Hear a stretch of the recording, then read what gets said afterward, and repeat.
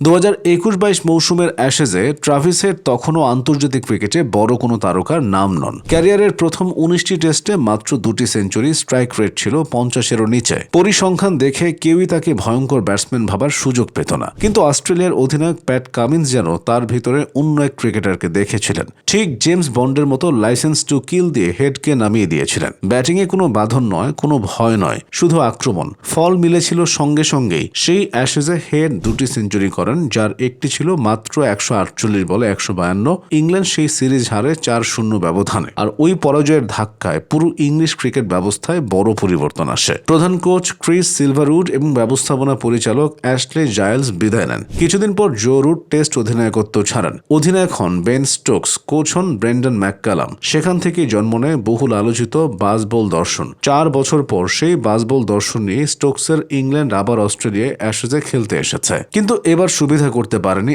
একেবারেই। সিডনিতে পঞ্চম ও শেষ টেস্টের তৃতীয় দিনের খেলা চলাকালেই পরিষ্কার হয়ে যায় প্রথম 3 টেস্টেই অ্যাশেজ হার নিশ্চিত হয়েছে ইংল্যান্ডের। সিরিজে তারা এখন 3-1 ব্যবধানে পিছিয়ে। সবচেয়ে তাৎপর্যপূর্ণ ব্যাপার হলো এই পরাজয়ের কেন্দ্রে যার ভূমিকা সবচেয়ে বড়, তিনি সেই ট্রাভিস হেড। একসময় যার ব্যাট থেকে বাজবলের জন্ম হয়েছিল, এবার সেই একই ব্যাটে বাজবলের কার্যত অপমৃত্যু ঘটেছে। এই সিরিজে 9 ইনিংসে হেড করেছেন 3টি সেঞ্চুরি, 123, 170 এবং 163। 3টি বড় ইনিংস, ম্যাচের গতিপথ বদলে দেওয়া ইনিংস। প্রথম সেঞ্চুরির স্ট্রাইক রেট ছিল 148.19, দ্বিতীয়টির 77.62 এবং তৃতীয়টির 98.19। পুরো সিরিজে তার গড় 66.66 এবং স্ট্রাইক রেট 87.59। সংখ্যাগুলি বলে দেয় এই অ্যাশেজে আসলে কে কার দর্শন খেলিয়েছে। সিডনি টেস্টে হেডের 166 বলে 163 রানের ইনিংসটি হয়ে উঠেছে ইতিহাসের অংশ। এটি এসসিজিতে দ্রুততম 150 রানের ইনিংস ভেঙেছে 1910 সালে অস্ট্রেলিয়ান কিংবদন্তি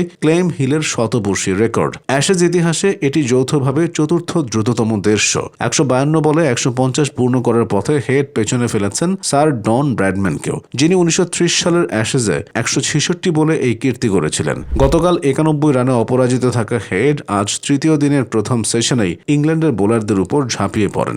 ওই সেশনে অস্ট্রেলিয়ার 115 রানের মধ্যে 71 রানে আসে তার ব্যাট থেকে। যদিও শেষ ওভারে উইল জ্যাক্সের বলে তিনি একটি জীবন পান, যেটি ছিল সিরিজে ইংল্যান্ডের 16তম ক্যাচ মিস।